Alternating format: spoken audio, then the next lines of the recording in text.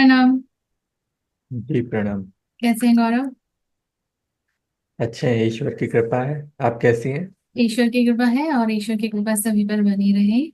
तो अपना आज जी। का डिस्कशन हम लोग स्टार्ट करते हैं। तो अगर हम लोग यूनिवर्स पर नजर डालते हैं तो यूनिवर्स एक क्रिएशन है। गॉड ने जी। यूनिवर्स को बनाया है। और हम जितना देखते हैं यूनिवर्स में अभी तक जितना हम लोगों ने खोजा है उसमें अगर हम बड़ी चीजों पर नजर डालें तो उसमें सूरज आ जाता है, चांद है, तारे हैं, पृथ्वी है हमारी। ये सब कुछ ना कुछ काम कर रहे हैं। इन सबके होने का एक उद्देश्य है, एक पर्पस है। ये सब उसकी तरफ बढ़ रहे हैं और ठीक उसी तरीके से कर रहे हैं जैसा इनके साथ सिस्टम गॉड ने रख दिया है। तो लाइफ भी क्योंकि एक क्रिएशन है और सूरज चांद तारे ये सब अपनी जिंदगी पूरी करके खत्म हो जाने वाले हैं क्योंकि इनको भी एक लाइफ मिली है। तो लाइफ के साथ इनका भी एक पर्पस रखा गया है। जैसे साइंस बताती है कि सूरज अपनी आधी जिंदगी जी चुका है, आधी जिंदगी और बाकी है, उसके बाद सूरज खत्म हो जाएगा। ऐसे ही चांद के बारे में बताया जाता है कि चांद धीरे धीरे पृथ्वी से दूर होते जा रहा है। तो एक समय वो भी आएगा जब चांद भी छिटक कर अपनी कक्षा से बाहर हो जाएगा, पृथ्वी से दूर हो जाएगा। इन दोनों का सपोर्ट अर्थ को मिला हुआ है। ये दोनों हट जाएंगे तो अर्थ भी उस दिन खत्म हो जाएगी। तो एक पर्पस है इन तीनों का आपस में। एक छोटे लेवल पर हम लोग अभी बात कर रहे हैं यूनिवर्स के मुकाबले में। हम सब जानते हैं सूरज और चांद के क्या क्या पर्पस बने हुए हैं, दिन और रात का होना। उसके अलावा भी सूरज की किरणें कितनी हेल्पफुल हैं पेड़ पौधों के लिए और हमारे लिए भी। एनवायरनमेंट को थोड़ा गर्म रखने के लिए भी, क्योंकि यूनिवर्स ठंडा है तो सूरज की किरणें पृथ्वी में उतनी गर्माहट रखती हैं कि यहाँ पर जीवन पनप सके। बात और नीचे आते हैं तो हम देखते हैं फिर अपनी पृथ्वी को। पृथ्वी पर भी अगर हम पेड़ पौधों को देखें, खेती बाड़ी को देखें तो छोटे छोटे जीवों को मान लीजिए, चींटियां हैं, छोटे मोटे कीट पतंगे हैं जो पौधों पर हो जाते हैं। इनके होने का भी एक पर्पस है।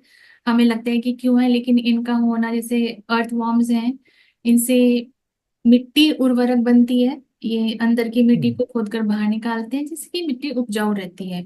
लेकिन अति में होना भी इनका ठीक नहीं है।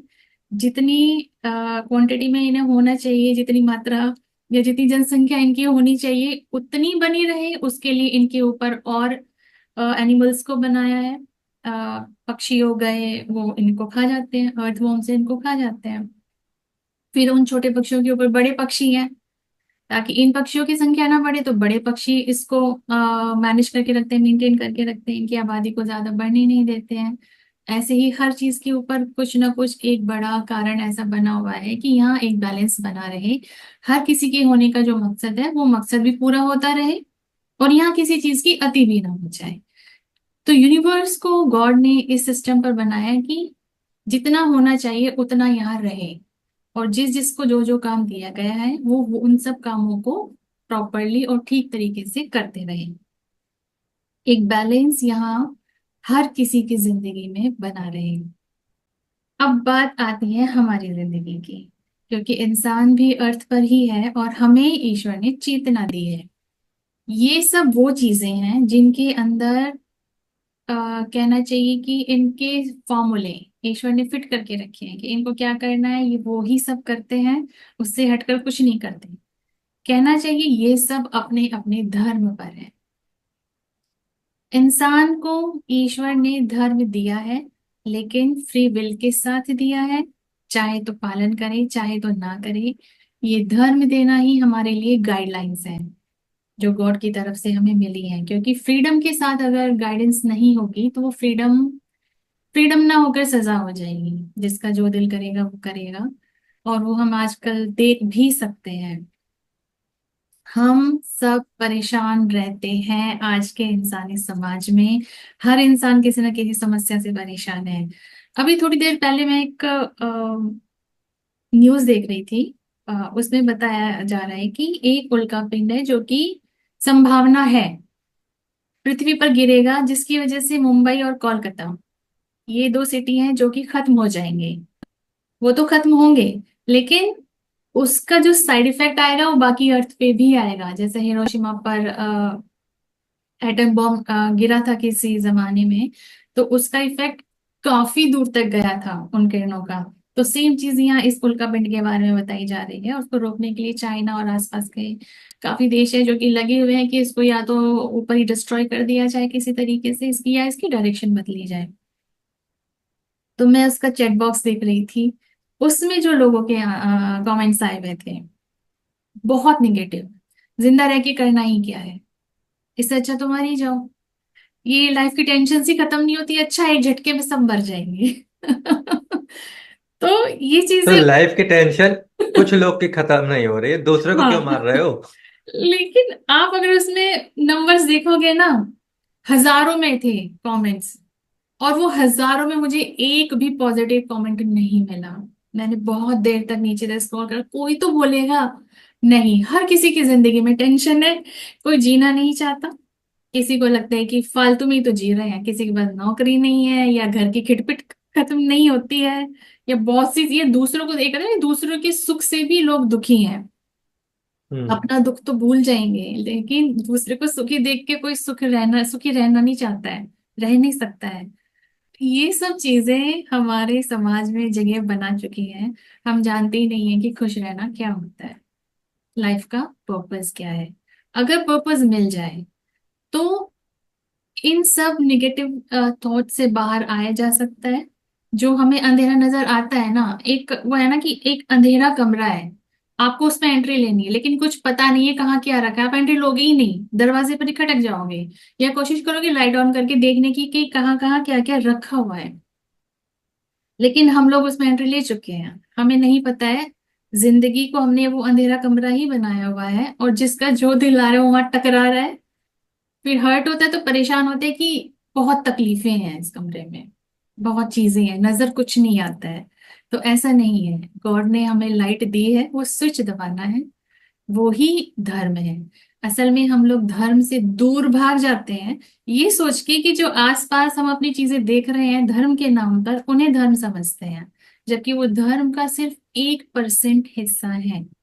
जो हमारी परंपराएं हैं, हमारी कल्चर है, ये पार्ट है, इसको संभाल के रखना है, लेकिन ये धर्म भी कंप्लीट धर्म नहीं है। तो धर्म हमें तो पहली सांस से लेकर आखिरी सांस तक हमें क्या करना है, उसकी गाइडलाइंस जो गॉड ने दी हैं, वो धर्म है। उस तरफ हम जाना नहीं चाहते, वो हमें लाइफ वेस्ट करना लगता है। लेकिन इन चीजों में उलझे रहेंगे कि कहाँ कभी अंधेरे कमरे में कहीं टक्कर मार रहे हैं और कहीं टक्कर मार रहे हैं, फिर बोलते हैं कि जिंदगी अच्छा है एक झटके में खत्म हो जाए। तो लाइफ एक को बात और ध्यान है। पा रहे हैं। एक बात ये कि उस अंधेरे कमरे में ना हम स्विच भी ढूंढना नहीं चाहते हैं, हाँ, वो क्योंकि कोशिश ये नहीं कलयुग है। करना चाहते। इसमें धर्म के इतने इंटरप्रिटेशन हैं, इतने मतलब धर्म से इतने रिलीजन दर्शन निकल आए हैं, हम्म, उनके अंदर भी कई दर्शन हैं, खोजना पड़ेगा। इसीलिए बहुत टफ कर दिया है। हाँ, इसीलिए हम लोग शुरू से सुनते आ रहे हैं कि खोजने से तो भगवान भी मिल जाता है। हम्म। अगर भगवान सब जगह है तो खोजने की जरूरत क्या है? वो जरूरत इसलिए क्योंकि आज कलयुग है। आज देखिए, आज हर चीज को पॉलिश करके चमका के बेच दिया जाता है बिना उसके रियलिटी जाने की वाकई वो ऑथेंटिक प्रोडक्ट है कि नहीं। तो इसी तरीके से धर्म को भी उससे कई दर्शन निकले, कई रिलीजन निकले, उसको भी बहुत अच्छे से मॉडिफाई करके उसकी अच्छी अच्छी बातों को फैला के उसको आपको प्रेजेंट कर दिया जाता है। फिर बिना सोचे आप फॉलो करते हैं तो उसके अंदर जो गलत चीजें भी होती है ना, वो भी धीरे धीरे आपके अंदर फीड कर दी जाती है। तो बिल्कुल। खोजना है, तलाशना है, अपनी बुद्धि से काम लेना है, इसी के लिए बुद्धि दी है। बिल्कुल। देखो यहाँ पे बातें वाद विवाद की तरफ ना जाकर शांति से बैठकर विचार करने की है। यहाँ किसी पे उंगलियां नहीं उठानी है, किसी में कमियां नहीं निकालनी है। जो सही है उसको खोज कर लाना है और अपनाना है। बस जी। बात सिर्फ इतनी है। हम लोगों ने भी हमारा चैनल स्टार्ट करने का उद्देश्य भी यही है कि हम लोगों ने जो खोजा है और उससे जो हमें फायदा हुआ है, चाहते हैं कि बाकी लोगों को वो फायदा पहुंचे, लोग उससे फायदा उठाएं। हमें अगर कोई चीज अंधेरे कमरे में कुछ रोशनी पड़ी है और हम समझ पा रहे हैं उस चीज की क्या वैल्यू है, कोशिश है कि लोग भी उसकी वैल्यू करें, समझे, ये फायदे की चीजें हैं। तो धर्म इतना मुश्किल गॉड ने बनाया नहीं है। और ग्रंथ भी जब हम पढ़ते हैं तो बहुत सिंपल तरीके से तो बताई गई हैं चीजें। जैसे कि एक संत हुए, उनका कहना था कि जहाँ दया तहाँ धर्म है। आप दया करिए, करुणा लाइए अपने अंदर, क्योंकि करुणा ईश्वर का गुण है। जहाँ दया तहाँ धर्म है, जहाँ लोभ तहाँ पाप, लोभ से बचिए। और जहाँ क्रोध तहाँ पाप है, जहाँ क्षमा तहाँ आप यानी ईश्वर, क्रोध से बच के रहिए। और जहाँ क्षमा होगी, माफ करना सीखिए। जब आपके दिलों में वो करुणा आएगी ना, दया करेंगे, माफ करेंगे, ईश्वर आपके पास स्वतः ही आपके दिल में विराजमान होंगे, आपको गाइडेंस मिलेगी। ये जो आप भटक रहे हैं, निगेटिविटी आ रही है, पर्पस नहीं समझ पा रहे हैं, एक है ना, जिंदगी एक मिली है, एंजॉय करो। नहीं जानते जिंदगी एक है, या वो अगर एक है तो वो कितनी लंबी है। क्या मौत का होना जिंदगी का खत्म होना है, या मौत का होना जो जिंदगी में कर्म किए हैं उनका परिणामों का आ जाना है। तो ये बातें समझने की जरूरत है। आज के एपिसोड में हम ये ही समझेंगे। और एक सिंपल सी बात बस यहाँ पर मैं अपनी यहाँ खत्म करूंगी कि करुणा को अपनी लाइफ में लेकर आइए। करुणा धर्म का आधार है। कंपैशनेट होना, लोगों को माफ करना सीखिए। और रामचरितमानस में भी जब हम पढ़ते हैं तो जो धर्म के बारे में आता है, परहित सरिस धर्म नहीं भाई, मतलब दूसरों का भला करने की नियत अपने दिलों में रखिए। श्री राम ने अगर अपनी लाइफ में कुछ हमें एग्जाम्पल्स दिए हैं, अपनी जिंदगी जीकर दिखाई है, तो उनके चेहरे पे हमेशा एक स्माइल हम देखते हैं जो बताई हुई जाती है। और उन्होंने सभी का भला चाहा है, अपना भला नहीं। वो तो राजपाट को त्याग कर निकल गए थे, उनके मन में लालच नहीं था। पर पीड़ा सम नहीं अधिमाई, यानी दूसरों को कष्ट देने से बचिए, वो ही अधर्म है। बहुत सिंपल सी लाइन है। आपको किसी बहुत गहरी डेफिनेशन में उतरना ही नहीं है। दूसरों का भला करने जिस दिन आप निकल जाएंगे, आपके अंदर ईश्वर वो रोशनी देते चले जाएंगे कि आपको खुद ही समझ आने लगेगा कि हमारी लाइफ का पर्पस क्या है, हम यहाँ क्यों हैं। अपने हृदय को, अपने दिल को उस लेवल पर लेके आइए, शांत रहिए और करुणा में रहिए। तो आगे आप अपना एपिसोड बढ़ाते हैं। तो आज का हमने टॉपिक यही रखा है, पर्पस ऑफ लाइफ, इस जीवन का उद्देश्य क्या है। आगे गौरव कंटिन्यू करेंगे। जी, बहुत अच्छा आपने आधार बनाया है। देखिए, सबसे पहली बात है कि कोई भी इन्वेंशन होती है ना, तो वो एक पर्पस के साथ की जाती है। चाहे आप फोन देखिए, चाहे लैपटॉप देखिए, कुछ भी देखें आप, जो भी आज आप अपनी लाइफ में, डेली लाइफ में भी जितना कुछ यूज कर रहे हैं, सब कुछ एक इंटेंशन के साथ बनाया गया है। यहाँ तक कि पेन पेंसिल भी है ना, कुछ सोच के बनाया गया था कि इस उद्देश्य के लिए इसको बनाया जा रहा है। उसके बाद फिर आता है कि उसको तरह तरह से यूज कर ले रहे हैं हम लोग, वो अलग बात है। पहले पेंसिल लिखने के लिए, ड्राइंग के लिए काम आती थी। अब लोग कान भी खुजला लेते हैं उससे। यही बोलने लगी लेकिन थी। लेकिन वो उसका दुरुपयोग है, सदुपयोग नहीं है। हम्म, तो इस तरीके से ईश्वर ने भी कुछ सोच के इस मानव जाति को बनाया है। अब जैसा कि आपने बताया था कि बाकी सारे जीव, सजीव है, निर्जीव है, सब कुछ अपने धर्म पर है। उनके लिए एक लॉ फिक्स कर दिया है, उन्हें वो स्वेच्छा से नहीं करना है, उनको करना ही करना है, उनके पास कोई चॉइस नहीं है।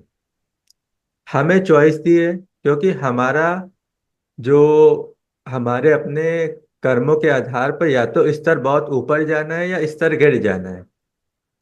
और जो सोचते हैं कि कुछ नहीं करना है, यहीं पे रहना है, तो उनका स्तर ऑटोमेटिक गिर जाता है। क्योंकि समाज की तरक्की तो होती जाएगी, हम्म, लोग तो आसपास के आपके आगे बढ़ते जाएंगे, आप पीछे रह जाएंगे। तब भी आप पीछे जा रहे हैं, और गलत डिसीजन ले रहे हैं, गलत काम कर रहे हैं, तो पीछे जा ही रहे हैं। तो ये एक, समझ लीजिए, कंपटीशन भी है, लेकिन एक हेल्दी कंपटीशन के तौर पे लेना है इसे, कि खुद भी आगे बढ़ना है और दूसरों को भी लेके आगे जाना है।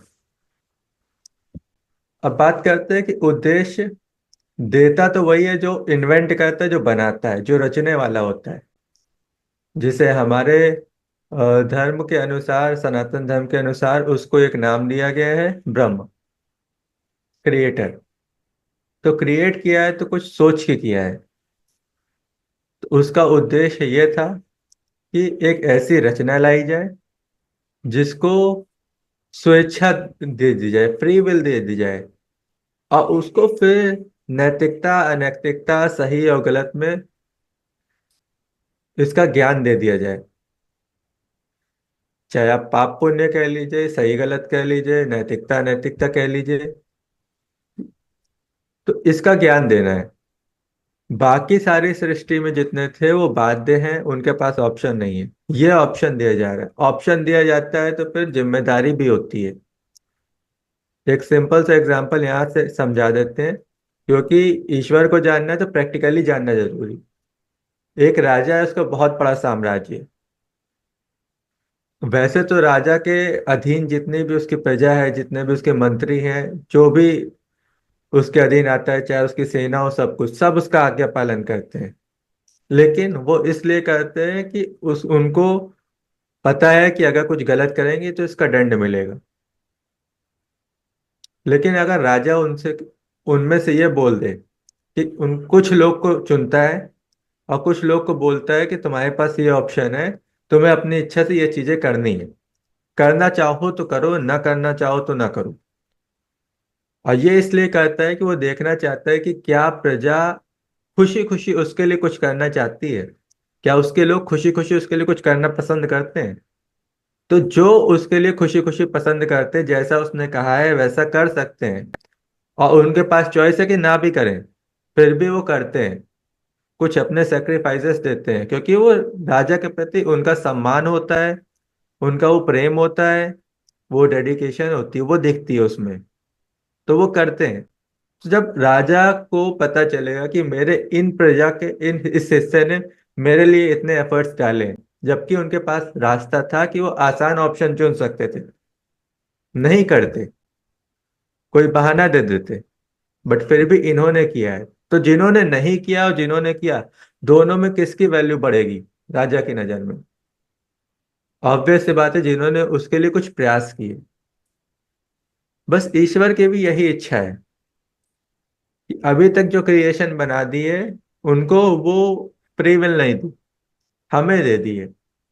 अब ईश्वर को भी पता था फ्री विल दिया है तो सोचने समझने का भी कुछ ना गुण गुण देना चाहिए था, कुछ क्वालिटी देनी चाहिए, तो वो इंटेलिजेंस भी दिया हमें, वो सेंस दिया है। अब बता दिया है कि क्योंकि हम लोग बाकी क्रिएशन के हिसाब से देखें तो हम लोग बचपन में जब पैदा हुए तो हमें कुछ भी नहीं पता होता, बिल्कुल ब्लैंक आते हैं।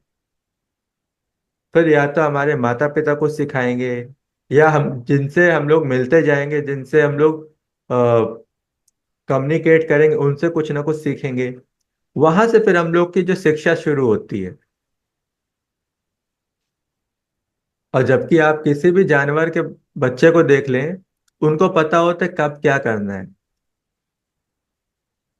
एक गाय है, उसने एक पड़वा या पड़िया को जन्म दिया।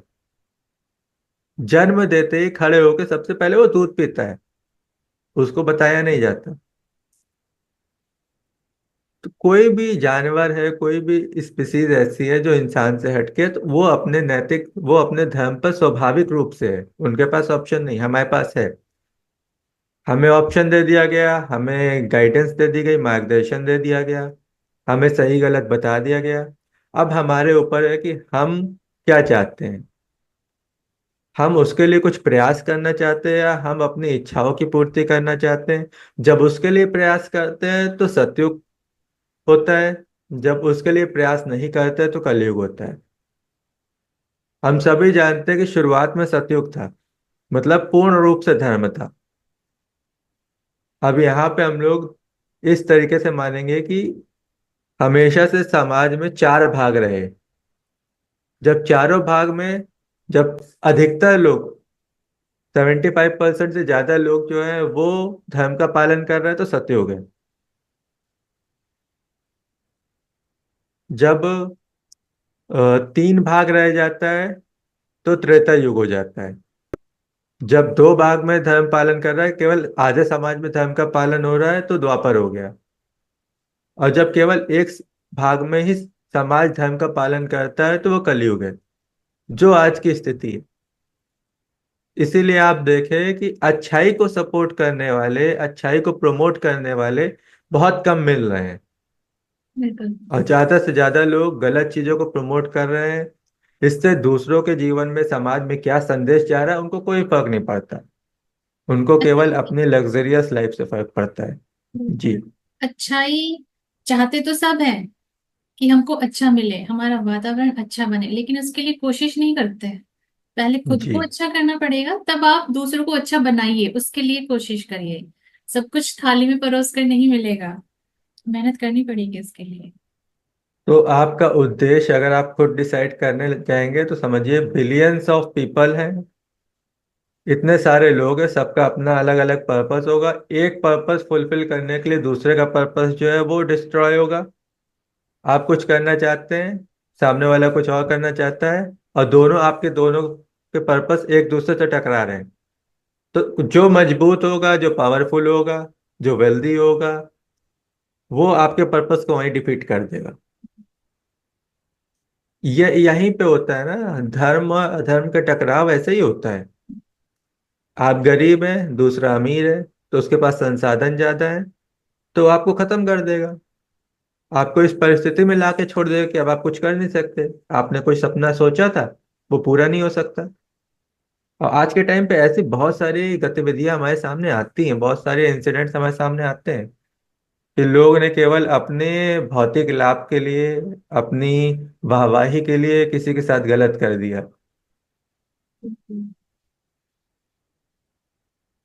तो ऋग्वेद कहता है कि सृष्टि एक नियम से बंधी हुई है। जो उस नियम को समझता है, वही सत्य का पालन करता है, वही सत्य के मार्ग पे चलता है। और आज के टाइम पे, क्योंकि साइंस का जमाना है, साइंस को तो हम लोग समझना चाह रहे हैं, लेकिन धर्म को हम लोग प्रैक्टिकली नहीं समझना चाह रहे, क्योंकि साइंस का आधार भी धर्म से निकला है। बहुत सारे जो फंडामेंटल कॉन्सेप्ट साइंस यूज करती है, वो धर्म में है। बट क्योंकि आज के समय में कलयुग है, तो धर्म की व्याख्या करने वाले भी कलयुग से प्रभावित हो चुके हैं। तो उनकी व्याख्या भी उस तरीके से नहीं होती जैसी होनी चाहिए। अगर आप वाल्मीकि रामायण पढ़ेंगे, उसमें शुरुआत में ही बता दिया कि कलयुग का क्या परिस्थिति होगी, कलयुग का प्रभाव क्या होगा। तो उसमें साफ बोला है कि जितने भी धर्म की शिक्षा देने वाले, परंपरागत वाले शिक्षा देने वाले होंगे ना, पंडित ब्राह्मण, उसमें मेंशन किया है कि वो लोग लोग जो सुनना चाहते हैं उसके अनुसार धर्म की व्याख्या करेंगे। और वही आज हो भी रहा है। और ये जब हम धर्म की बात कर रहे हैं, तो हम ये नहीं कह रहे हैं कि केवल यहाँ की बात कर रहे हैं। पूरे वर्ल्ड में देखिए, जितने भी रिलीजन है, उन सभी रिलीजन को देखिए, अधिकतर लोग ना केवल अपने, जो धर्म ज्ञाता है, धर्म के ठेकेदार होंगे, उनके, उन पे आंख बंद करके भरोसा कर रहे हैं, और वो इनका शोषण कर रहे हैं। मोस्टली ऐसे निकलेंगे, बहुत कम लोग ऐसे बचे हैं जो वाकई सच में दिल के अच्छे होंगे, जो दूसरों से बेनिफिट नहीं चाहते, दूसरों को लाभ पहुंचाना चाहते हैं, दूसरों का भला चाहते हैं। यहाँ पर एक ये एग्जाम्पल परिस्थिति याद हो है। गई। हाँ, आज जी। परिस्थिति यही है। एक एग्जाम्पल यहाँ पे मुझे याद है, इंसान सुख की तमन्ना रखता है। सुख यानी स्वर्ग। स्वर्ग को आप समझिए कि हर सुख सुविधा आपको जो चाहिए वो आपको मिल रही है। तो स्वर्ग दुनिया में भी है। अगर कोई इंसान सुखी है, सुकून से है, सब सुविधाएं उसके पास है, वो स्वर्ग में है। तो स्वर्ग इंसान को धरती पर भी चाहिए, स्वर्ग इंसान को मरने के बाद भी चाहिए। उसकी आत्मा को शांति स्वर्ग में मिले। तो इसका फायदा उठाया था, ये बात है यूएस की शायद बात है। तो वहाँ के चर्च के एक प्रीस्ट थे, उन्होंने स्वर्ग में जमीन बेची है और लोगों ने मिलियंस में खरीदी है। और वहां पे पेमेंट कैसे हुआ है? कार्ड से, आपके डेबिट कार्ड से। क्रेडिट कार्ड भी चलेगा, कोई दिक्कत नहीं है। आप पेमेंट करिए और स्वर्ग में जमीन खरीदिए, और लोगों ने खरीद ली है। ये आज का दौर है, जबकि आप साइंस के दौर में भी हैं। धार्मिक रूप से भी आप देखो तो पादरी कैसे स्वर्ग की जमीन बेच सकता है? क्या ये और उनका कहना ये है कि ये अधिकार ईश्वर ने मुझे दे दिया, सपने में आए थे और ये एग्रीमेंट्स वगैरह मैंने साइन कर दिए हैं, तो ये सब कुछ जो भी है सब लीगल है, सब ठीक है। आइए जमीन खरीदिए, आपकी गारंटी है आपको मिल जाएगी कि हम मरने के बाद स्वर्ग में जाने वाले हैं। ये शोषण है। देखिए, सारी चीज सपनों के द्वारा ही होती है क्या? रियलिटी में कुछ नहीं होता है। हमेशा सबके सपने में ही आके काम होगा। देखिए, सारे सपने ईश्वर की तरफ से नहीं होते। बहुत सारे सपने हमारे अपने रहन सहन की वजह से होते हैं, हमारे अपने विचारों की वजह से होते हैं। कुछ सपने जो है वो राक्षसों की तरफ से भी आते हैं। बहुत रेयर सपने होते हैं जो ईश्वर की तरफ से आते हैं, वो भी वो जिनका मन साफ होता है, जिनके अंदर छल कपट नहीं होती, उनको आते हैं। हर किसी को नहीं आते। और सपना ऐसा होगा कि जिससे आपकी लाइफ प्रभावित होगी। आपको दूसरों का ठेका नहीं दे दिया जाता। आपको ऐसा नहीं सच है कि बोल रहा है झूठ मतलब, बोल रहा है क्या पता। हाँ, ऐसा कोई राइट किसी को नहीं दिया जाता कि सामने वाले को बेवकूफ बना के तुम ईश्वर के नाम पे पैसा ऐंठते जाओ। अगर किसी को वाकई समझदार है कि नहीं, वो अपने फाइनेंसेस को मैनेज कर सकता है कि नहीं, ये सबसे बड़ी, एक तरीके से आप कह सकते हैं, कसौटी होती है। हम्म। और आज के टाइम पे बहुत सारे लोग, मतलब मेजोरिटी ऐसे बोले, जो कॉमन सेंस भी यूज नहीं करना चाहते। और इन्हीं को ठगा जाता है, क्योंकि मेजोरिटी में ही ऐसे जो कॉमन पीपल है, कम सोच समझ रखने वाले, तो इन्हीं को ठगा जाता है। इसीलिए आप देखेंगे, कहा जाता है ना, जो जितना ज्यादा संपन्न हो जाता है, वो फिर ईश्वर को मानता नहीं है। नहीं कह सकते। वो मानता हो सकता है, वो सही तरीके से मानता हो, आप गलत मानते हैं, इसलिए आपके नजरिए में वो नास्तिक समझ में आता है। हम्म। चलो तो आगे बढ़ते हैं कि ऋग्वेद में बोला गया कि सृष्टि में एक नियम है, और उस नियम को समझने से ही आपको पता चलता है कि आपको सत्य का पालन ही करना है। और आज के टाइम पे जो बोला गया है ना कि ये कोइंसिडेंस है, यूनिवर्स, ये कोई कोइंसिडेंस नहीं है, कोई संयोग नहीं है। ये ईश्वर की अपनी एक व्यवस्था है, दैवी व्यवस्था। इस पे भी अगर हम लोग बहुत सोच विचार करेंगे ना, हमको हमारे लाइफ के कह सकते हैं कि लाइफ में जो लॉज लगते हैं ना, वो भी यहाँ मिलते हैं। अब किस किस चीज के लिए हमें जिम्मेदारी लेनी है, जो हमारा उद्देश्य होना चाहिए। और ये जितने भी आज पॉइंट्स निकल के आएंगे, सभी की लाइफ में लागू होते हैं। पहला है धर्म का पालन करना और समाज में उसकी रक्षा करना। धर्म का पालन करना मतलब नैतिकता अनैतिकता उसको जानना। जिसने बनाया उसका, उसने क्या उद्देश्य रखा, वो हमसे क्या चाहता है, उसको फुलफिल करना। और उसकी इच्छा को धारण करना ही धर्म है। देखिए, हम अपनी मर्जी से नहीं आए।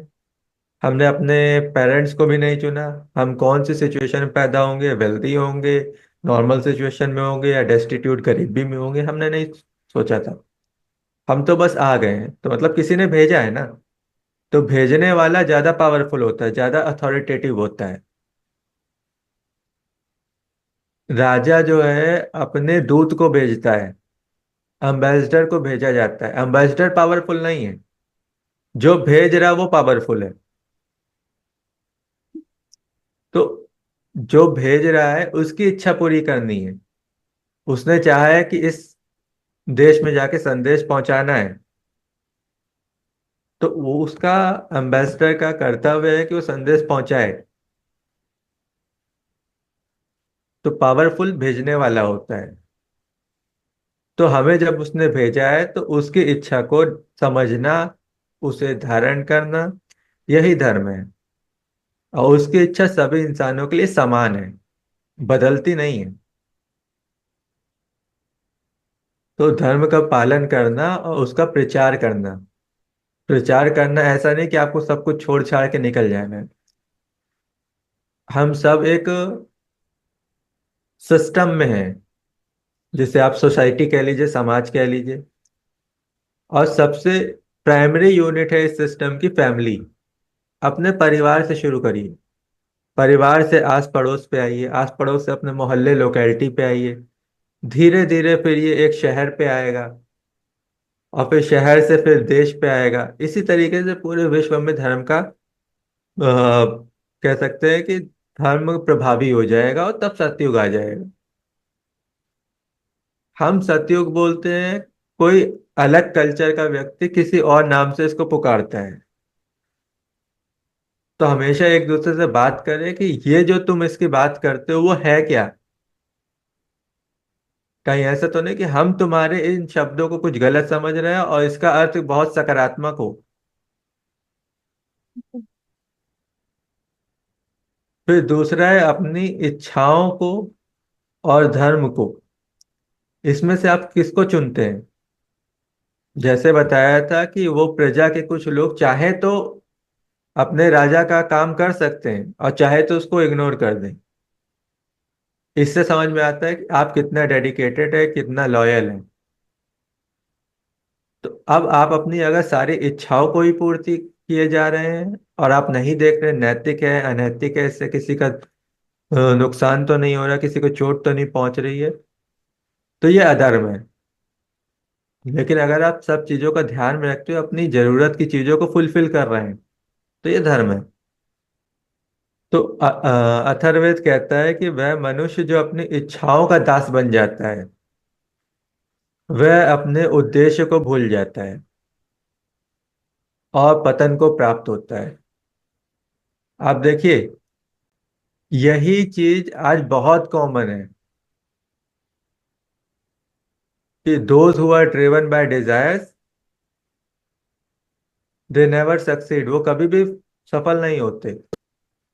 अपने डिजायर्स को कंट्रोल करो, ना कि डिजायर्स को कंट्रोल करने दो। ये भी मॉडर्न टाइम में बहुत कॉमन हुआ। हो सकता हो किसी फिलोसफी से आया हो, लेकिन हमारे पास तो ये शुरू से है ना, हमने क्यों उसको छोड़ दिया। जी। हमारे भारतीय लोग भी बहुत ज्यादा एक तरीके से मटेरियलिस्टिक हो जा रहे हैं, हर चीज में मटेरियलिस्टिक हो रहे हैं। तो इच्छाओं पे नियंत्रण रखना है, इच्छाओं को खत्म भी नहीं करना है। इच्छाओं को नियंत्रित रखना है, जितनी बेसिक नीड है, जरूरत है, उतना फुलफिल कीजिए। अब बाकी उसको फिर कंट्रोल कीजिए। और धर्म के मार्ग पर चलना, अपनी इच्छाओं को कंट्रोल कर पाना, यही ईश्वर चाहता है। और जो अपनी इच्छाओं को कंट्रोल कर लेता है उसे जितेंद्रिय कहा गया है। अब आप कहें कि जितेंद्रिय कोई नया व्यक्ति आएगा जिसको स्पेशली भेजा जाएगा, तो ऐसा नहीं होता। अपने मन को साधिए, मन को ट्रेन कीजिए, तो आप भी जितेंद्रिय बन जाएंगे। अब जैसा कि पहले बताया था कि जब पूरे समाज में धर्म होता है तो वो सतयुग होता है। फिर धीरे धीरे जो है त्रेता आता है, द्वापर आता है, फिर कलयुग आता है। आप देखिए आज के टाइम पे ये कलयुग है, तो आप देखें ना, अभी भी कुछ ना कुछ ऐसा होता रहता है कि कुछ लोग एक सिंपल सी बात करते हैं आज के टाइम पे। गाली देना बहुत कॉमन है, इसे कूल समझा जाता है।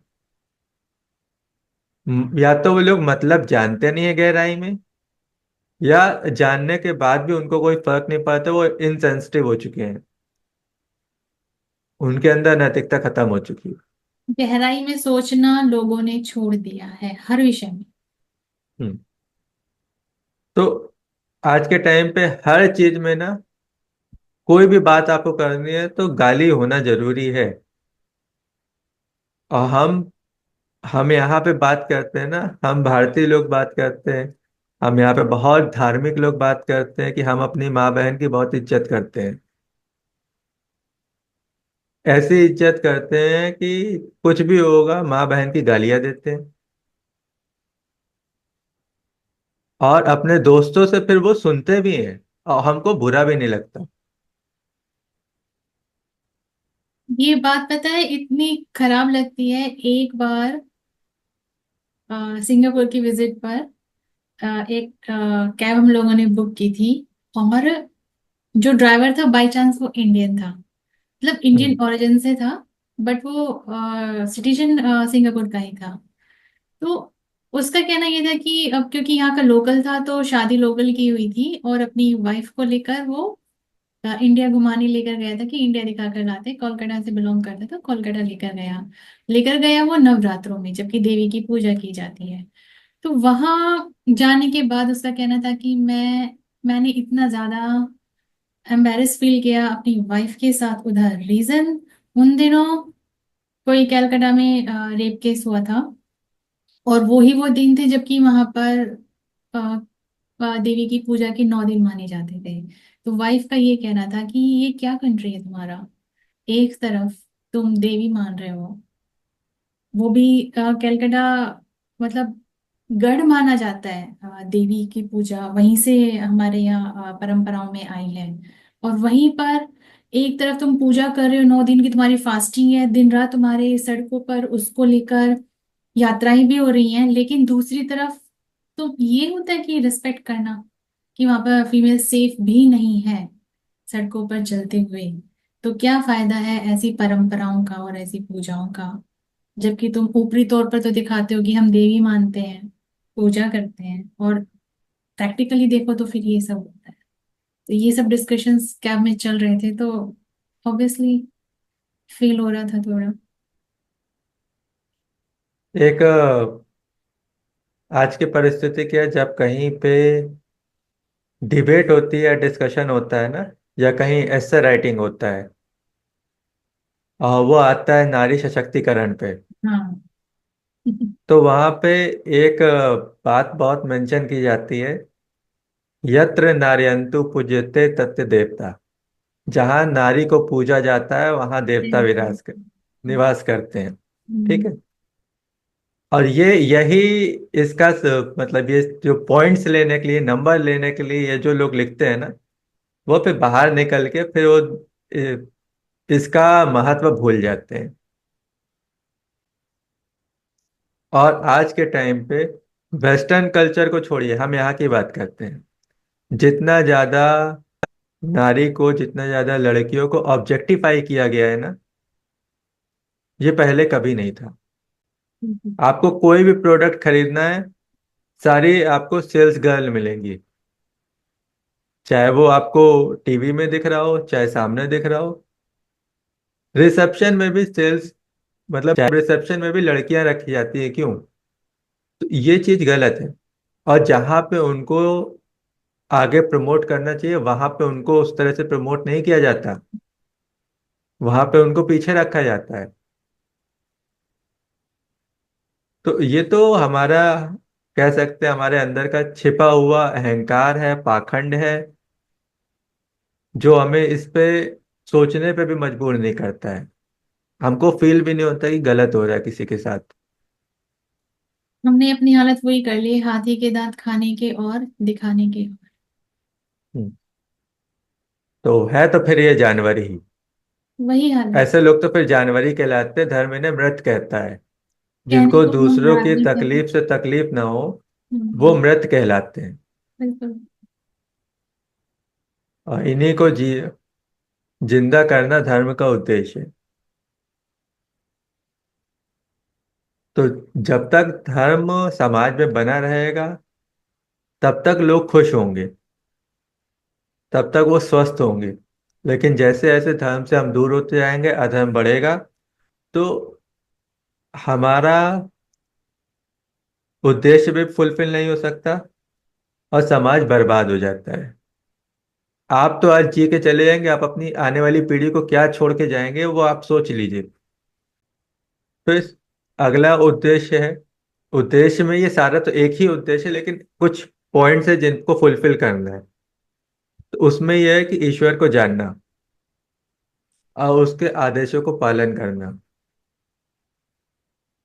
हम लोग ने अपनी पिछली वीडियोस में बताया है ईश्वर के बारे में, आगे और डिटेल में उसकी क्वालिटीज को बताने वाले हैं।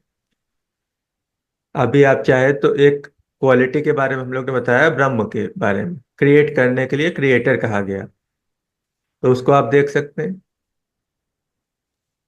तो ईश्वर को जानना, वेदों ने बोला कि ईश्वर एक है, एकम सत विप्रा बहुधा वदन्ति। विप्रा मतलब ज्ञानी जन, जो वाकई बुद्धिमान है, वो उसे अनेकों नाम से पुकारते हैं।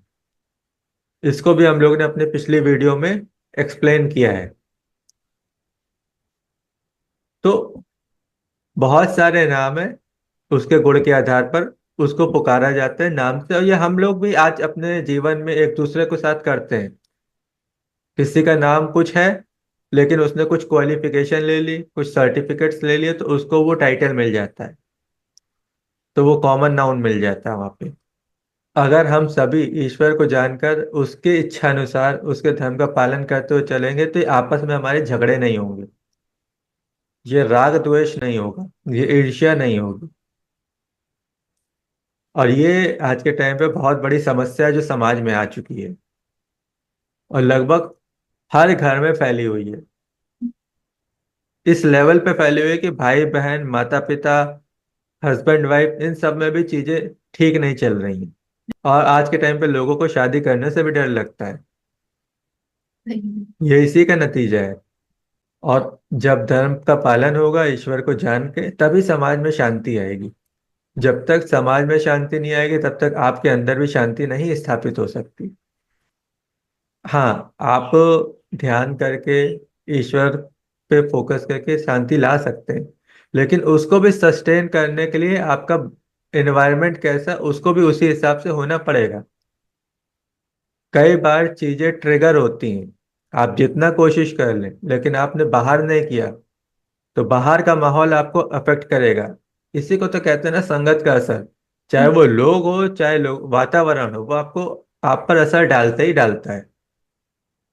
अगला जो है, ईश्वर जो हमसे चाहता है वो ये है कि समाज में फैल रही बुराइयों का हम विरोध करें,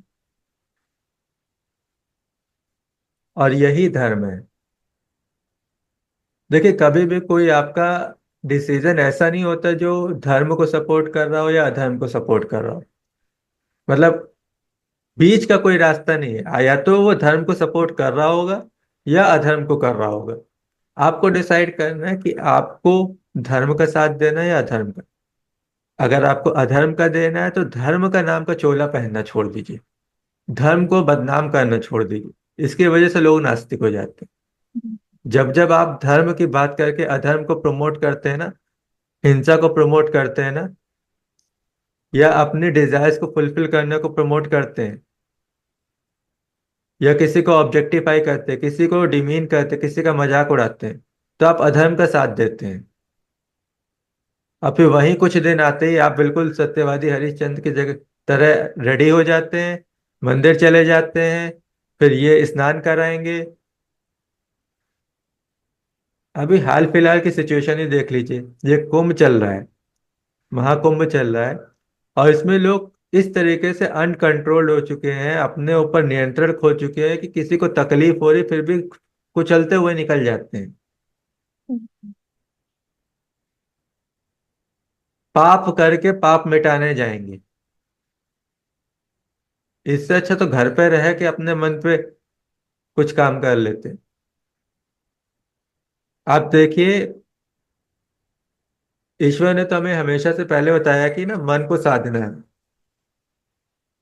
अब मन को साधने के लिए अब मॉडर्न टाइम में सेल्फ हेल्प बुक्स आ रही हैं, ये मन को ही कंट्रोल करने के लिए कि मन पे कैसे काम किया जाए, इसी के लिए सेल्फ हेल्प बुक्स हैं जो आपकी पर्सनैलिटी ग्रूम करेंगे। वही चीज पहले आपको अगर ईश्वर की तरफ से मिल रही है, तो वो आप फ्री में मिल रही ना, उसकी वैल्यू नहीं। वही पैसे लगा के देंगे तो वैल्यू। ये भी कलयुग की एक विशेषता है। मॉडर्न नाम मिल गया है, मॉडर्न बुक कवर हो गया है, तो उसकी तरफ इंटरेस्ट है। कलयुग की विशेषता है कि लोग ट्रेंड को फॉलो करेंगे। हम्म। वही चल रहा है, जैसा कि वाल्मीकि रामायण में बताया था, वही है, बस ट्रेंड को फॉलो कर रहे हैं हम लोग। तो कुछ बुराइयां जो आज हमारे सामने बिल्कुल ओपन हो चुकी हैं, जिसको हम सब जगह देख रहे हैं, तो पहला ये है कि भ्रष्टाचार और बेईमानी, करप्शन और डिसऑनेस्टी। हमें पता है कि अगर भ्रष्टाचार होगा, तो आपका कोई भी काम हो, छोटे से छोटे काम के लिए भी आपको पैसे देने पड़ेंगे किसी तरीके से, उनकी कोई इच्छा को फुलफिल करना पड़ेगा तब आपका काम होगा। चाहे आप अमीर हो चाहे गरीब हो, ये हर सबके साथ होगा। तो वेद कहते हैं कि सत्य को अपनी नींव बनाओ। और क्योंकि असत्य समाज को नष्ट कर देता है, और यही हो रहा है। परिवार में भी झूठ आ चुका है। आप कहाँ जाओगे? रहोगे तो कम से कम अपने परिवार के साथ ना, अपने पार्टनर के साथ ना। अब वहां पे भी अगर ईमानदारी नहीं, लॉयल्टी नहीं है, तो फिर कैसे रह सकते हैं? इसीलिए मैरिज सिस्टम भी फेल हो रहे हैं अब रिश्वतखोरी हो गया, धोखाधड़ी हो गया, अन्यायपूर्ण व्यवस्था। ऐसे सिस्टम, ऐसी पॉलिसीज बनाना जो कुछ का भला कर रही है और बहुत ज्यादा लोगों का नुकसान कर रही है, वो भी धर्म के खिलाफ है। धर्म कहता है वसुधैव कुटुंबकम, मतलब पूरे इंसानों को देखना है इंसानियत की भावना के साथ, कुछ समूह को नहीं। अगर आप कुछ समूह को ले लेते हैं ना, तो फिर आप तो एक सांप्रदायिक हो गए ना। हमें सांप्रदायिक नहीं बनना, हमें सबको साथ लेके चलना है। दूसरा है शोषण और अत्याचार। न किसी को एक्सप्लॉइट करिए, न ऑप्रेस करिए, और न खुद अपने आप को होने दीजिए। कई बार आपके विरोध ना करने की वजह से आप एक्सप्लॉइट होते हैं, क्योंकि आपके चुप्पी का भी फायदा उठाया जाता है। और आज के टाइम पे पॉलिटिशियंस भी उठाते हैं, सेलिब्रिटीज भी उठाते हैं। जिनसे भी आप ज्यादा इन्फ्लुएंस हो ना, बिना सोचे समझे केवल इन्फ्लुएंस हो रहे हैं ना, वो कहीं ना कहीं आपकी सोच का फायदा ही उठाते हैं। तो वेद कहता है कि कोई भी व्यक्ति किसी दूसरे का शोषण ना करे, इससे दुख और घृणा का जन्म होता है। आप जिसके साथ जितना गलत करेंगे वो आपसे नफरत करेगा, आपसे उतने ही चिढ़ेगा, और वो परेशान तो रहेगा ही रहेगा। लेकिन दूसरों को परेशान करने से आपका अपना माइंडसेट कितना खराब होता है, आपकी अपनी हेल्थ कितनी खराब होती है, चाहे वो मेंटल हो चाहे फिजिकल, ये भी अब साइंस बताती है। आपके इमोशंस कैसे हैं वो आपकी बॉडी को अफेक्ट करते हैं। तो अमीरों द्वारा गरीबों का शोषण, ये भी इसी में आता है। और किसी की मेहनत का जो फल है उसको समय पर ना देना, ये भी शोषण है। तो लेबर राइट्स बने हैं आज। लेकिन लेकिन मैक्सिमम लोग लेबर राइट्स को फॉलो नहीं करते, क्योंकि उनको पता है कि जो लेबर है वो इतना गरीब है, अगर वो कहीं से हेल्प मांगेगा भी तो वहां पे भी हम पैसा खिला सकते हैं। तो वहां पे भी करप्शन है, इसलिए लोगों को डर नहीं लगता। भारत सरकार ने कानून बहुत बनाए हैं, लेकिन अगर उसको सख्ती से पालन नहीं किया जाएंगे तो फिर उन कानून का कोई फायदा नहीं है।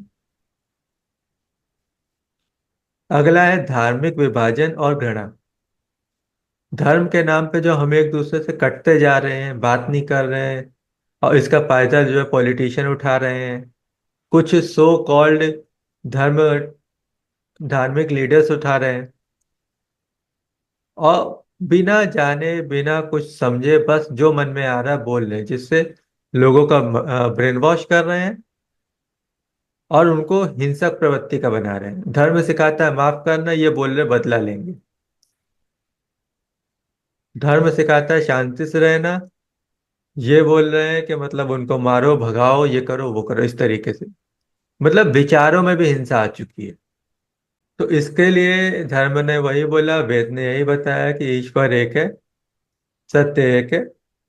उसको तरह तरह से लोग पुकार रहे हैं, लेकिन अब आपकी जिम्मेदारी है कि पहले आप जानो, फिर दूसरा क्या सोच रहा है, क्या कर रहा है, क्या फॉलो करता है, उसको भी समझो, उसका नजरिया भी समझो। फिर बैठ के प्यार से बात करो, तो कोई एक निष्कर्ष पे हम लोग आ जाएंगे। और ऐसे ही सतयुग आना है। ये हथियारों के दम पे, ताकत के दम पे सतयुग नहीं आना, ये प्रेम के दम पे आना है। डिस्कशन करने से होगा। दो लोग के बीच कितनी ही बड़ी मिसअंडरस्टैंडिंग हो ना, चाहे किसी एक मिसअंडरस्टैंडिंग की वजह से नफरत हो गई हो, लेकिन जब वो आमने सामने आते हैं और थोड़ी सी बातचीत होती है तो पता चलता है कि हम गलत थे, ये मिसअंडरस्टैंडिंग हुई है। ऐसे बहुत सारे इंसिडेंट्स आपने अपने जीवन में देखे होंगे या आपने किसी मूवी में देखा होगा। बहुत जिगरी दोस्त थे, कोई एक मिसअंडरस्टैंडिंग हो गई, एक दूसरे से नफरत करने लगे, सालों बाद पता चला कि ऐसी सिचुएशन हुई थी, दोनों सामने मिले, अपने मन की बात रखी और वहां से चीजें क्लियर हो गई। तो हम्म। बात करने से हमारी कई बार जो मिसअंडरस्टैंडिंग है, जो गलत धारणाएं हैं, वो दूर होती हैं। हम्म। और कल ही तो चाहता ही है कि आप आपस में बातचीत ना करें। आप देखिए, यही कम्युनिकेशन गैप जो है पेरेंट्स और चिल्ड्रन में आया है, यही कम्युनिकेशन गैप हस्बैंड और वाइफ में आ रहा है, यही कम्युनिकेशन गैप आप देखें तो अ, परिवार में और आप में आ रहा है। अब हम पेरेंट्स से हटके पूरे परिवार की बात कर रहे हैं। जब तक कम्युनिकेट नहीं करेंगे, जब तक अपनी बात को रखेंगे नहीं, तब तक चीजों को सही नहीं कर सकते। हम्म। क्योंकि हमारा माइंड जो एज्यूम करता है कि ऐसा होगा, ये सोच रहा होगा, हम्म। और इस एज्यूम करने की वजह से बहुत ज्यादा समस्याएं समाज में आती हैं।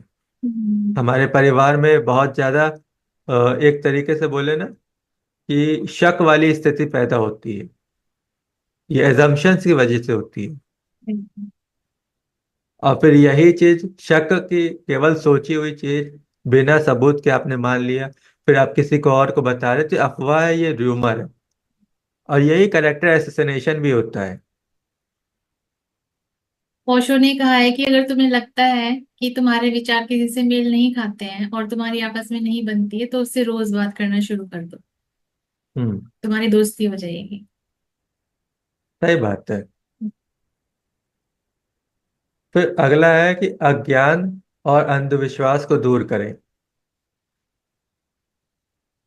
अज्ञानता ये है कि लोग बिना सोचे समझे कुछ भी मान ले रहे हैं, फिर उसको अपने जीवन में उतार रहे हैं, लेकिन उनसे बदलाव नहीं आ रहे। जब बदलाव नहीं आएंगे तो फ्रस्ट्रेशन आएगा, और फ्रस्ट्रेशन आएगा तो चिड़चिड़ापन होगा, गुस्सा होगा, बॉडी को हार्म करेंगे, अपने लिए गलत डिसीजन लेंगे। और जब डिसीजन गलत होंगे तो फिर और फ्रस्ट्रेशन आएगा, फिर आप कहीं ना कहीं अपने आप को अच्छा फील कराने के लिए अपने डिजायर्स की तरफ भागेंगे। तो वो अधर्म को सपोर्ट करना होगा। इसीलिए बोला है कि जल्दी का काम शैतान का होता है। दूसरा सुना होगा आपने, ठंडे दिमाग से काम लो, शांति से सोचो, हड़बड़ी में काम ना करो। तो हम लोग को तो बहुत सारी बातें ऐसे ही सुनने को मिलती रही हैं, लेकिन हम लोग को प्रॉपरली बताया नहीं गया। बच्चे की परवरिश की जाती है, अगर ये बेसिक चीजें शुरू से समझाई जाए ना, तो बच्चा इधर उधर किसी भी दिशा में नहीं जाएगा। उसका एक लक्ष्य होगा, सोचा समझा हुआ, उस पर वो पूरा फोकस के साथ काम कर रहा होगा। तो वेद कहते हैं, हे सत्य के खोजी ज्ञान प्राप्त करो, क्योंकि अज्ञान दुख देता है और ज्ञान मुक्ति देता है। कहने का मतलब है, धर्म को भी बिना तर्क और ज्ञान का मानना, बिना सोचे समझे मान लेना, वो भी मूर्खता है। और इस हिसाब से समझिए तो भीड़ मूर्ख हो चुकी है, क्योंकि उन्होंने अपना कॉमन सेंस को यूज करना बंद कर दिया है। अगला है भौतिकतावाद और लालच से बचना। ये हमारे अंदर ये चीज रखी गई है कि हमें इनसे लड़ना है, हमें इन पर विजयी होना है, तभी हम सफल हो सकते हैं, तभी हमारी कहीं पे एक छवि बन सकती है। तो वेद कहता है कि त्याग से जीवन को पवित्र करो, और दूसरों की वस्तु का लालच मत करो। तो दूसरे का कुछ हमको मिल जाए इसके लिए नहीं, दूसरों को दो, ताकि तुम्हारा मन साफ हो जाए, तुम पवित्र हो जाओ। और यहीं से जो दान का कॉन्सेप्ट निकलता है। हम्म। तुम चाहते हो ये भी आ जाए, वो भी आ जाए, ये चीज मिल गई अब ये मिल जाए, नहीं। देखो कि तुमसे कम कौन है, किसके पास ये भी नहीं है, उसको दो, तो तुम्हारा मन साफ होगा।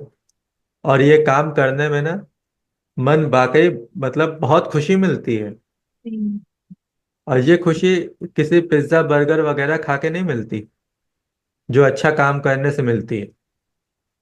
ये असली सुकून है। लेकिन ये भी याद ले कि अच्छा काम और सत्कर्म में अंतर है, जो हम लोग ने पहले डिटेल में बताया है।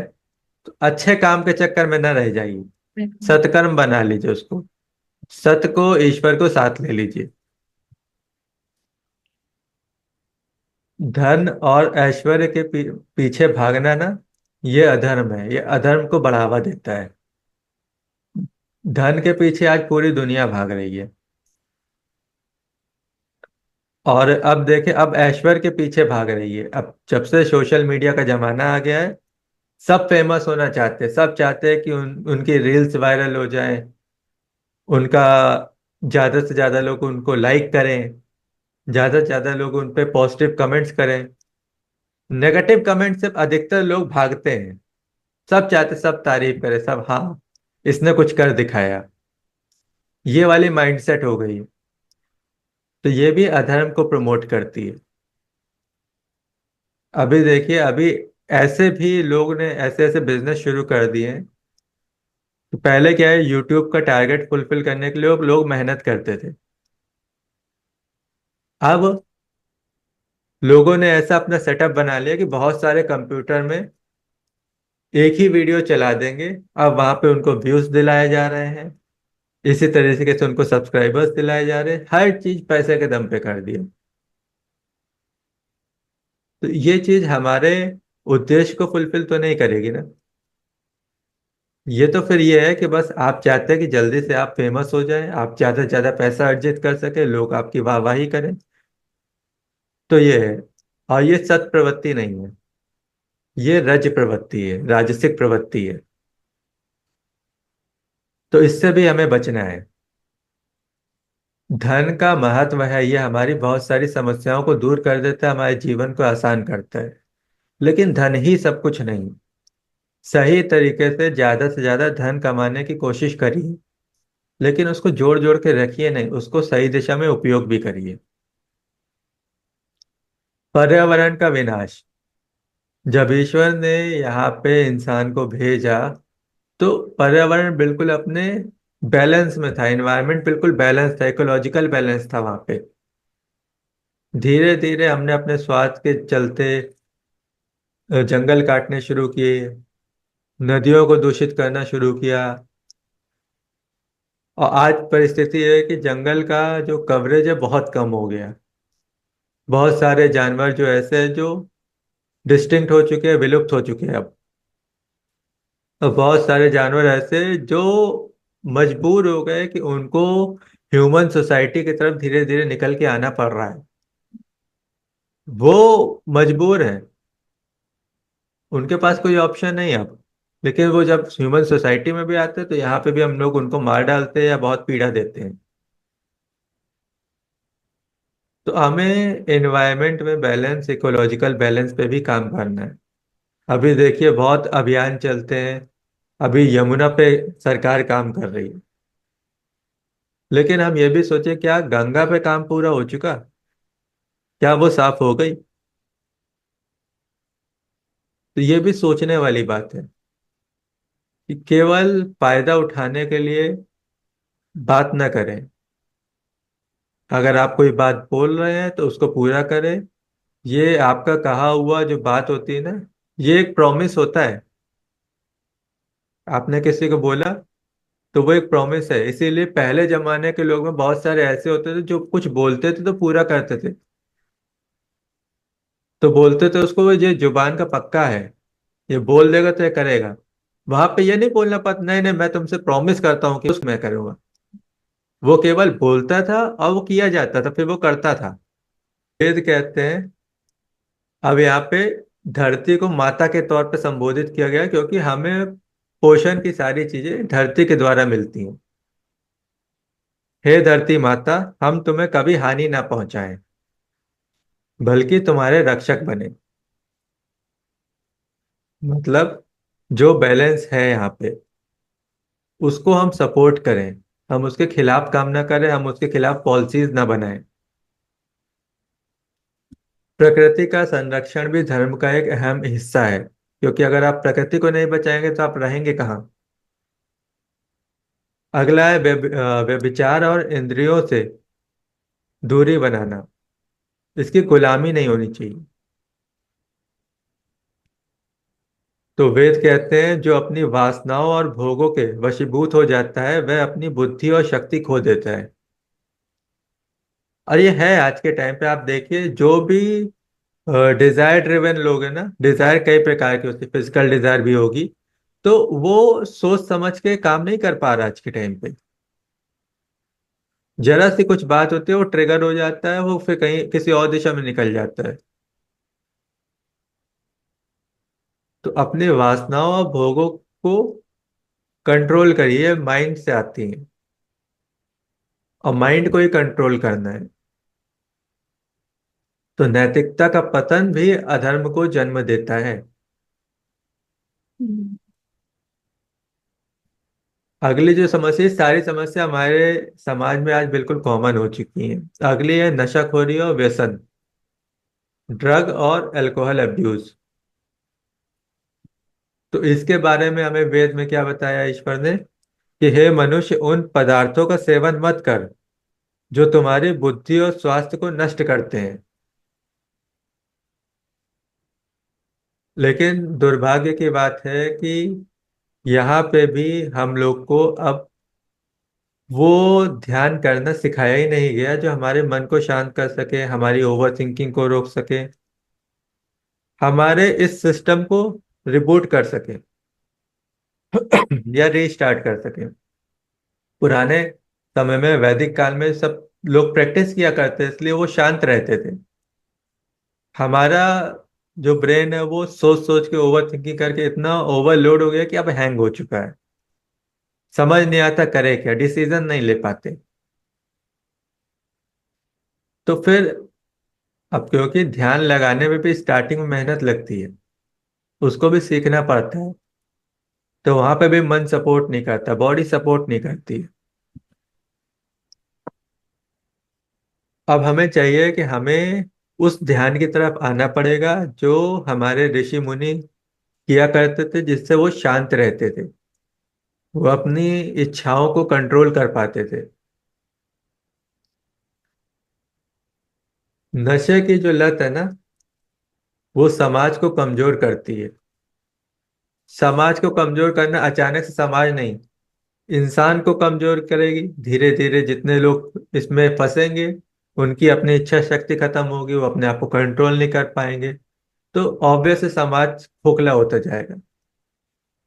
लोग जितने ज्यादा मेहनती होंगे समाज का उतना उत्थान होगा, वो जितने ज्यादा सुस्त और आलसी और कमजोर होंगे उतना पतन होता है।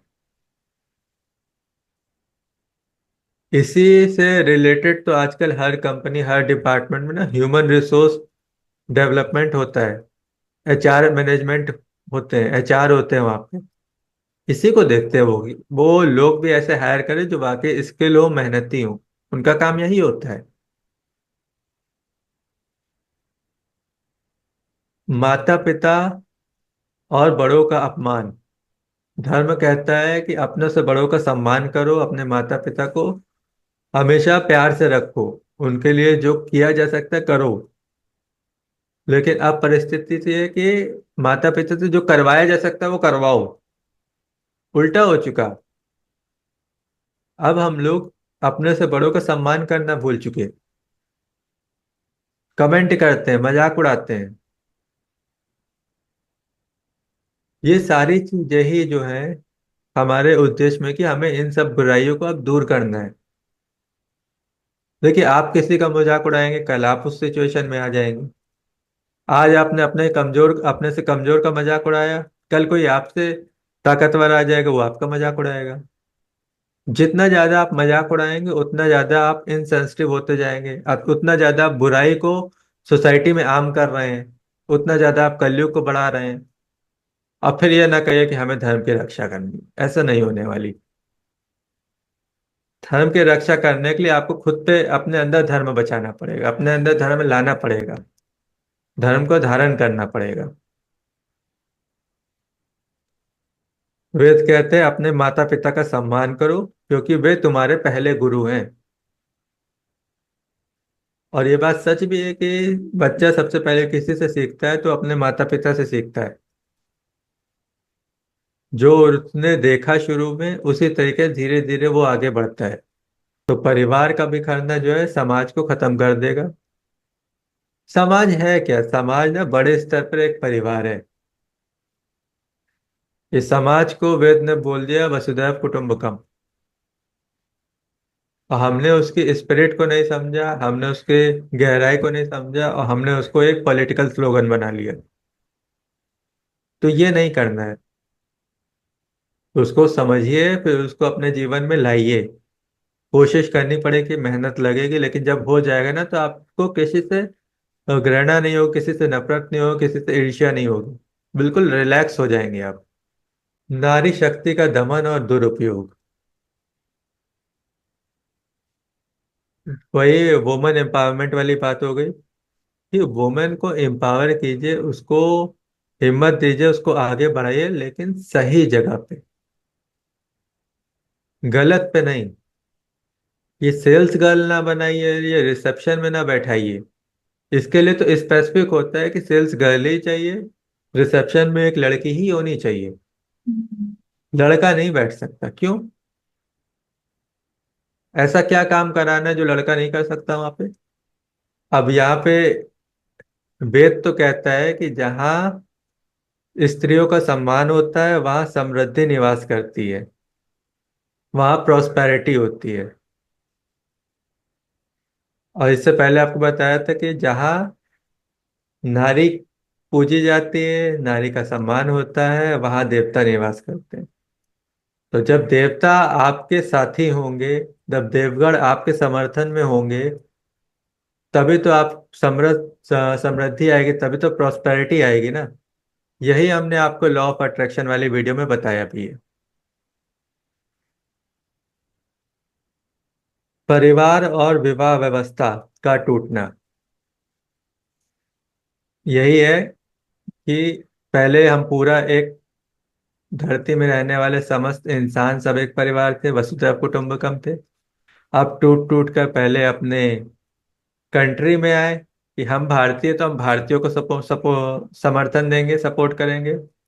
फिर भारतीयों में हम इस जाति के तो हम इसको सपोर्ट करेंगे, हम इस शहर के हैं हम इसको सपोर्ट करेंगे, हम इस खानदान के हैं। और ये खानदान से जैसे समझिए आपके शहर से दूसरे शहर पे कोई आपके खानदान का है ना, वो रिश्ता धीरे धीरे खत्म हो जाता है, क्योंकि वो माइंड में आ गया है ना कि दूरी हो चुकी है अब।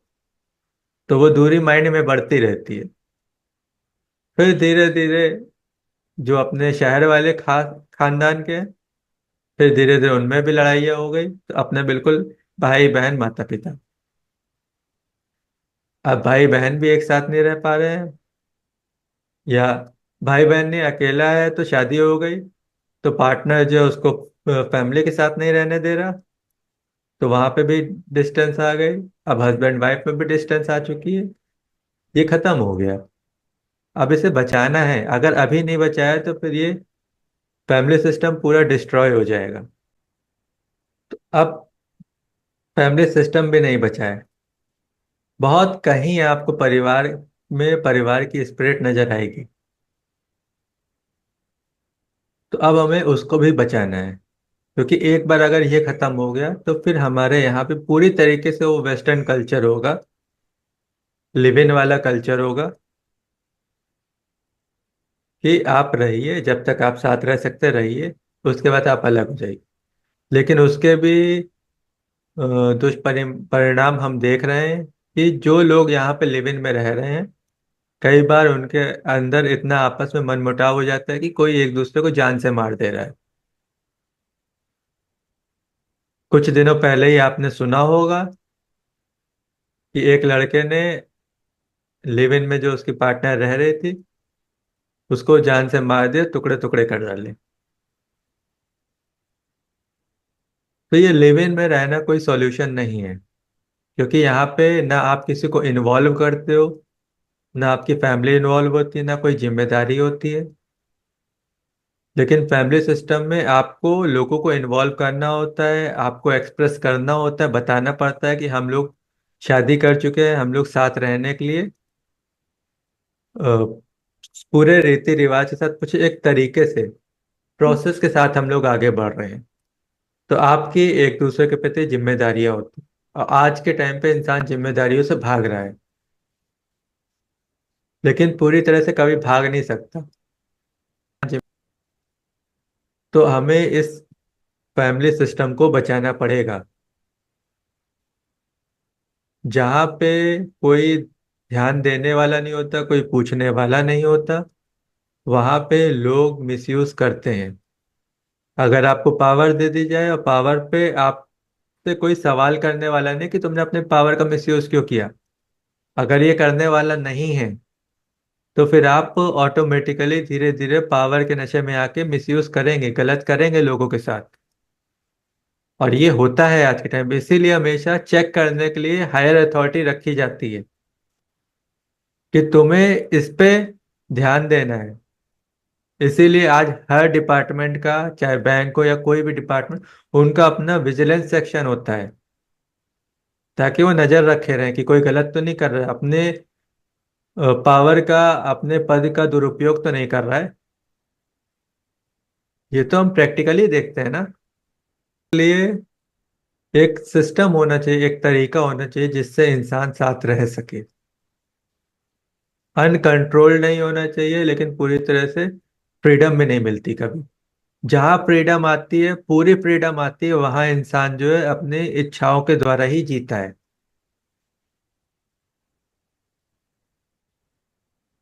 तो ये कुछ आज के टाइम पे बहुत कॉमन सी बुराइयां हो गई हैं जो समाज में फैल रही है, और वेदों ने बोला कि इनको रोको, इनके खिलाफ खड़े हो जाओ, किसी तरीके से इनका साथ ना दो।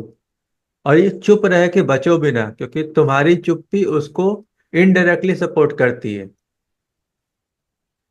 आज के टाइम पे जो क्रिमिनल्स भी होते हैं ना, उनको भी पता होता है कि जो बोलेगा उससे वो लड़ लेंगे, उसको धमका देंगे, लेकिन जो चुप रहता है उनको पता है कि ये कहीं ना कहीं तो हमको सपोर्ट कर ही देंगे। धर्म ने आपको डरपोक बनने को नहीं बोला है, कायर बनने को नहीं बोला है, या कोई मूर्ति बन के कहीं खड़े न रह जाओ। जहां जरूरत हो वहां सत्य के लिए, अच्छाई के लिए, नैतिकता के लिए खड़े हो, और जहां गलत हो रहा है उसके लिए भी खड़े हो। अब ऐसा भी ना करो कि किसी एक व्यक्ति को तुम खड़ा करके अपना पीछे से देखते रहो कि वो परिस्थिति को संभाल ना पाए। हम्म। साथ में खड़े हो। हम्म। अकेला व्यक्ति सारा नहीं कर सकता काम, लेकिन टीम वर्क करवा देती है। सबकी अपनी अपनी मेहनत होती है, जो जिस चीज में बेस्ट होता है वो अगर उससे सपोर्ट करेगा, तो लोग एक साथ आके बुराई को रोक सकते हैं, अधर्म को रोक सकते हैं। भगवत गीता में बोला गया ना कि जब जब धर्म की हानि होती है तब तब मैं आता हूँ। कहाँ आते हैं? वो तो तब तब लोग सही और गलत को समझदार समझने वाले जो बुद्धिमान लोग होते हैं ना, वो खड़े होते हैं उसके अपोज के लिए। तो वो आपको भी बनना है,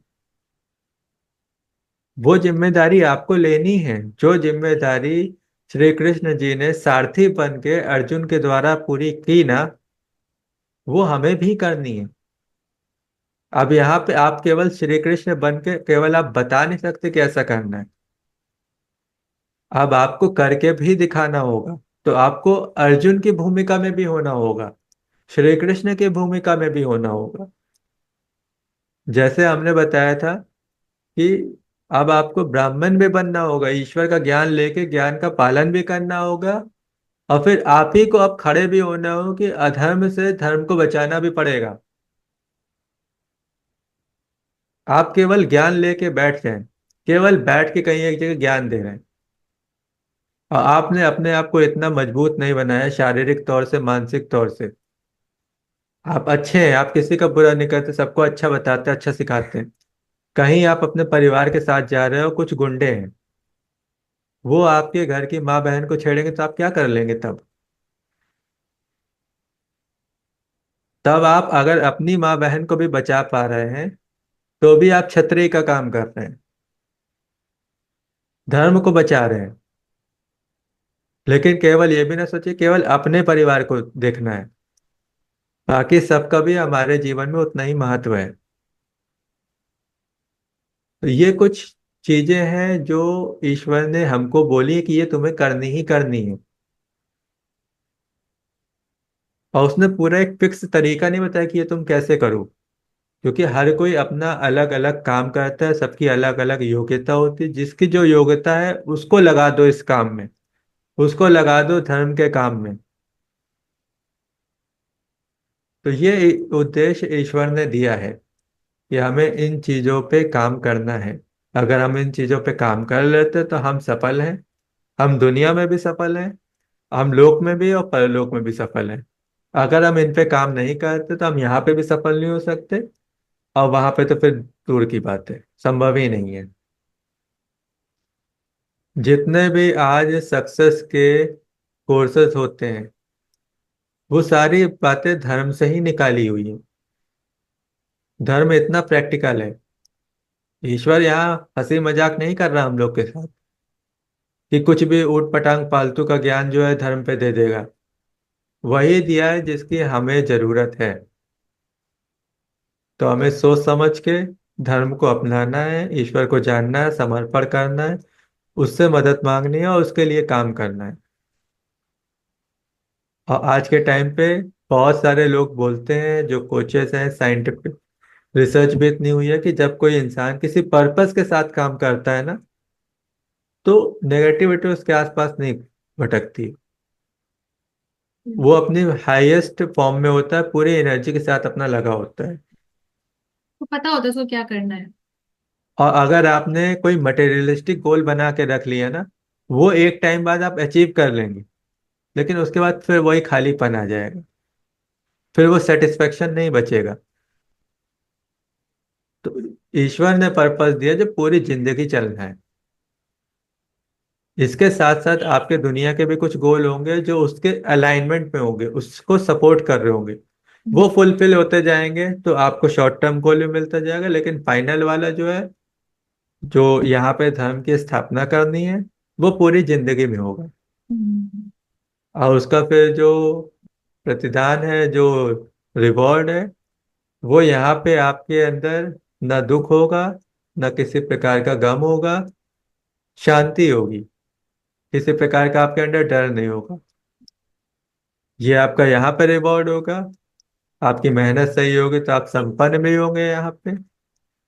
और परलोक में तो फिर ये समझिए कि पूरा एक एक तरीके से आपको ये एक प्लेनेट ही दे दिया जाएगा। क्योंकि धर्म में बताया गया है, वेद बताते हैं कि स्वर्ग जो है आकाश है और नर्क पाताल है। आकाश में तो बहुत सारे प्लैनेट्स हैं ना, और पाताल में तो क्या कह रहे, क्रस्ट, मेंटल कोर, जहाँ पे बिल्कुल आग है, ठीक है। लावा है, तपिश है बिल्कुल, हम्म। तो वो है। और नर्क के बारे में बताया ही है कि वो जलने से संबंधित है, तड़प होगी, जलन होगी। तो ये उद्देश्य ईश्वर ने दिया है और इसी उद्देश्य के लिए हम लोग काम कर रहे हैं। हम लोग आप तक ये ज्ञान पहुंचा रहे हैं ताकि आप सोचें समझें, और अगर आप बात समझते हैं तो उसको धारण करें, अपने जीवन में उतारें। और हमें भी जरूरत है ऐसे लोगों की जो सोच समझ के धर्म का साथ दें और उस पे उसके लिए काम करें, क्योंकि काम करना जरूरी है। केवल ज्ञान से कुछ नहीं होगा जब तक हम लोग उस पे उसको क्रियान्वित नहीं करेंगे, एग्जीक्यूट नहीं करेंगे, तब तक हमारे अंदर भी वो क्वालिटीज, वो कॉन्फिडेंस डेवलप नहीं होगा धर्म को लेके जो होना चाहिए।